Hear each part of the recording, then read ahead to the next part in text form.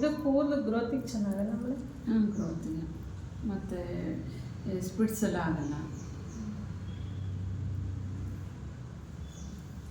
ತಿಂಗಳಿಗೆ ಒಂದ್ಸಲ 15 ಡೇಸ್ಗೆ ಒಂದ್ಸರಿ. ತಿಂಗಳಿಗೆ ಅಂದರೆ ಭಾಳ ಗ್ಯಾಪ್ ಆಗುತ್ತೆ. ಮತ್ತು ಅದಾಗಿ ಮರ್ತೇ ಬಿಟ್ಟಿರುತ್ತೆ ನಾವು ಹಚ್ಚಿರೋದು. ಅದಕ್ಕೆ ನೆನಪಾಗಂಗೆ ಮೇಲೆ ಅವಾಗ ಹಚ್ತಾ ಇರಬೇಕು, ಹಂಗಾರೆ ಮಾತು ಕೇಳ್ತಾವೆ. ಈಗಂತೂ ಮಕ್ಕಳಿಗೆಲ್ಲ ವೈಟ್ ಹೇರ್ಸ್ ಮೇಡಮ್. ಹೌದು, 20 ಇಯರ್ಸ್, ಇನ್ನು 15 ವರ್ಷಕ್ಕೆ ಬಂದವೆಲ್ಲರೂ. ಈ ಏರ್ಸಲ್ಲಿ ಅಂದರೆ ಮಕ್ಕಳೆಲ್ಲ ಮೆಹಂದಿ ಹಚ್ಕೋಬೋದಾ? ಹಚ್ಕೋಬೋದು. ಬಾಡಿ ಟೆಂಪ್ರೇಚರ್ ನೋಡಿಕೊಂಡು ಟೈಮಿಂಗ್ಸ್ ಬಿಡೋದ್ರಲ್ಲಿ ಇರುತ್ತೆ.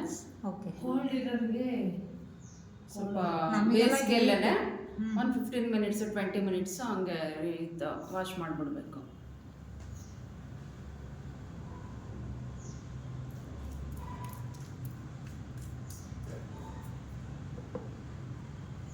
ಹಿಂಗೆ ತಗೋಬೇಕಲ್ಲ. ಬೆಟ್ಟದ ನೆಲ್ಲಿಕಾಯಿನೂ ಹಾಕ್ತೀನಿ, ಯಾವ್ಯಾವ ಸಿಗ್ತದೆ ಸುಮ್ಮನೆ ಹಾಕ್ತೀನಿ, ಯಾವ್ಯಾವ ನೋಡ್ಕೊಂಡು. ಆ ಕಡೆದೆಲ್ಲ ಈ ಕಡೆ ರೌಂಡು, ಈ ಕಡೆದೆಲ್ಲ ಆ ಕಡೆ ರೌಂಡು. ಅವಾಗ ನೀಟಾಗಿ ಬ್ಲೆಂಡ್ ಆಗುತ್ತೆ. ಇಲ್ಲಾಂದರೆ ಒಂದು ಕಡೆ ಓದೋದು.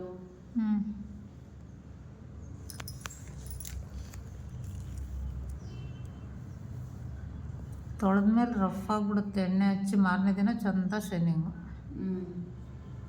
ಅವಾಗ ತುಂಬ ಚೆನ್ನಾಗಿ ಕಾಣುತ್ತೆ.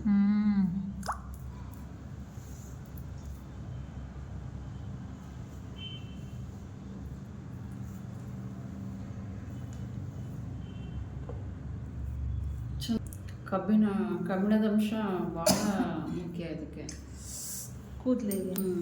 ನಾವು ಫುಡ್ಡಿಗೂ ಸಹಿತ ಕಬ್ಬಿಣದ್ದೇ ಯೂಸ್ ಮಾಡ್ಬೇಕಂತಲ್ಲ, ಪಾತ್ರೆಗಳು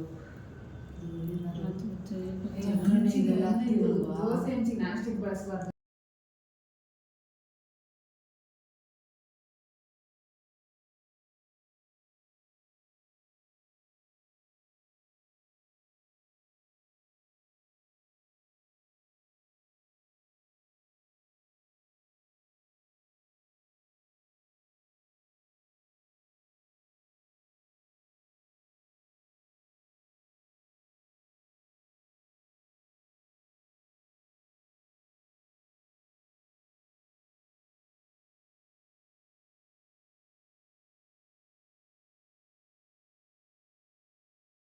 ಕೆಳಗಿನ್ನು ಭಾಳ ಉಳಿದಿದೆ.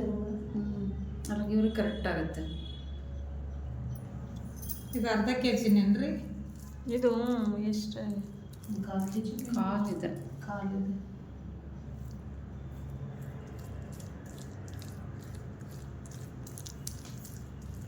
ಯಾವುದೋ ಕೈ ಸಿಗ್ದಂಗೆ ಎಲೆ ಎಲ್ಲ ಹಾಕಿದ್ದಾರೆ, ಆದ್ರೂ ನೋಡಿ ಚೆನ್ನಾಗಾಗಿದೆ.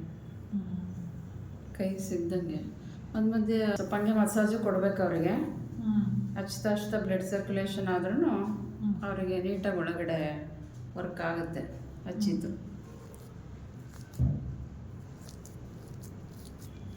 ಸೂಕ್ಷ್ಮವಾಗಿ ಹಚ್ಚಂಗಿಲ್ಲ, ಸ್ವಲ್ಪ ಹಂಗೆ ಎಳಿತಾ ಇರಬೇಕು ಕೂದಲನ್ನ. ನೀವಷ್ಟೇ ಕುತ್ಕೊಂಡಾಗೆಲ್ಲ ಹಿಂಗೆ ಅಂದ್ಕೊತಾ ಇರ್ಬೇಕು ಅದನ್ನು ಅಲ್ಲ.